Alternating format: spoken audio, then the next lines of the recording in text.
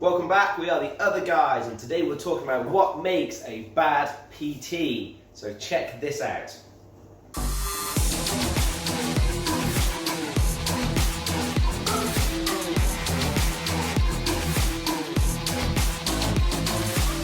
Right, to recap, we're looking at 5 ways to spot a bad PT. So we go to different gyms all the time and we see all these things happening. We all see it online as well, on Instagram, Facebook posts. You see PTs in the background is really not doing what they're paid to do. So, what are the 5 ways to spot a bad PT? Well, seeing as we're bad PTs ourselves, we can spot it just by watching ourselves in the mirror. Oh no. Also, yeah, we're PTs, you know. Yeah, we're not saying we are the best PTs, but we're saying we do our best for our clients. We are the best. We do our best for our clients. If you want to see a great picture of some PTs, watch this.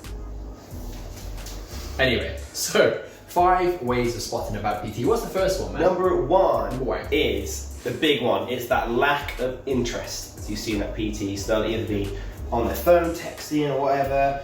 They'll be checking out the ladies, or just speaking to other people when their clients doing their exercises, and there's literally lack of interest in anything their clients doing. They're there for the money. They just do whatever with them for an hour, crack on, and then bugger off with the money. That's what a bad PT looks like. That's it. You've seen it. You've seen the video. Yeah, and you know you've all seen it. You know you've all seen these people do these. Yeah. Every gym you go to, you'll see it. You'll guarantee. It's horrible to watch, but Painful.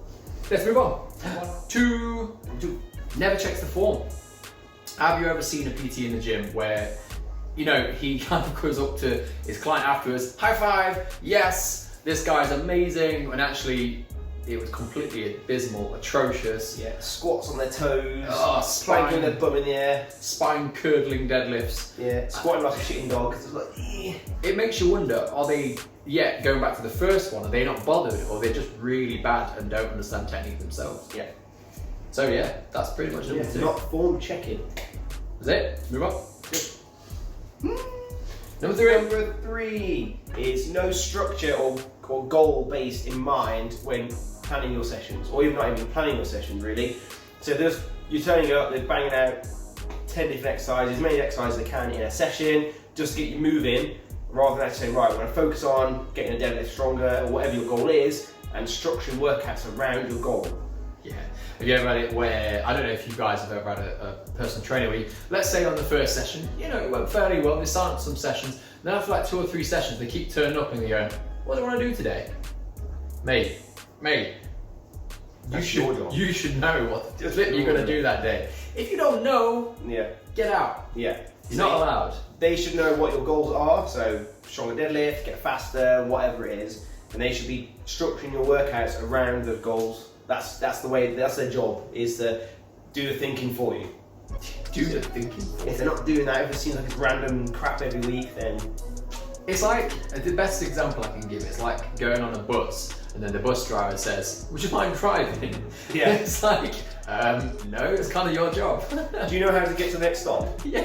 It's like, come on guys. Anyway, that's number 3. Wang. Number 4.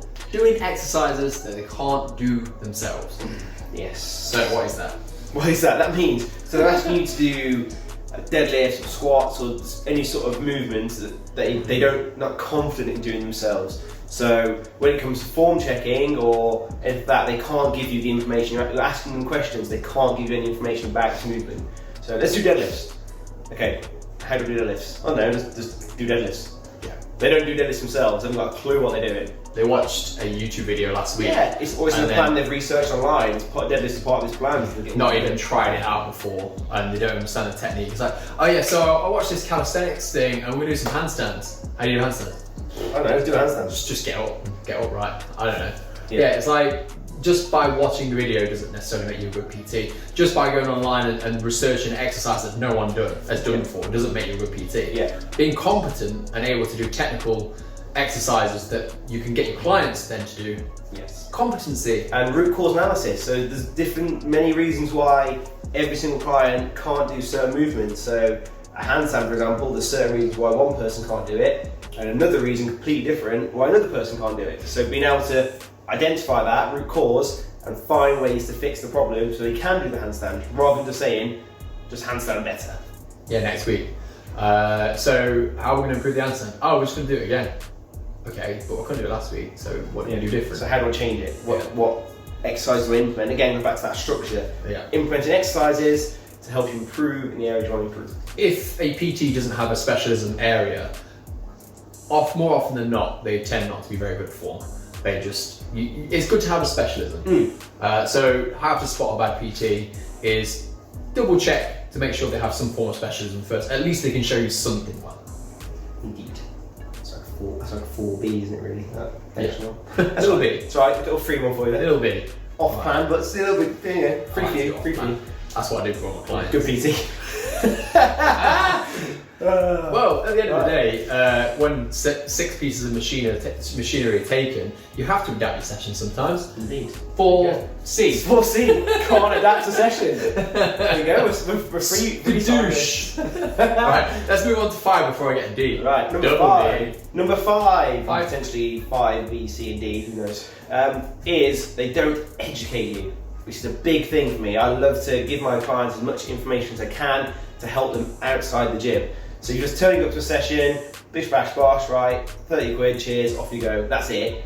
Whereas I'll be talking to clients throughout the session, how's your diet going? Oh, I'm having this problem with this, okay, well, have you tried doing this? Or this is the benefit of eating this food, or have you tried this exercise, which will help you improve in this area? And just really educating them and giving them as much value for their money as I can. Building a structure within the routine. Is there exercise they're struggling with in the routine? I.e., what are you doing outside that X amount of pound per session? So obviously if you're a PT and you're giving your client an entire plan, like a 12-week, 16-week plan, what are you doing after that? Are you updating it? Are you giving your clients new technical form? Are you going through week by week, understanding why they break down in form? Are they sending you through videos? Are they sending through, updates of their kind of progress through pictures and measurements and so on and so forth? There are so many variants of ways that PTs can develop their clients. I mean, essentially... My dishwasher is weighing in. Oh no! You can hear that, it's fine. Crack on. Yeah, essentially your clients, by the end of it, should be so knowledgeable, they almost should be PTs themselves. You want your clients to become PTs. I've actually had clients that have come to me and spent time with me because they want to become PTs and get more confident in the way the job should be done. So if she ended up with a bad PT, then that would have really impacted her journey as a PT.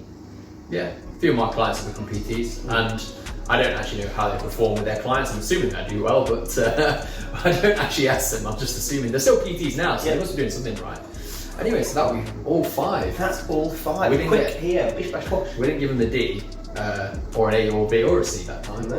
Well, so you got next 4 time, A, B, and C though. We'll give them a D next time. 4 A, B, and C. So if this information helped you and it's maybe made you rethink your personal trainer, or even made you think you want to get a personal trainer, or you want help from us, you can comment on the thing below, or contact us on Instagram or Facebook.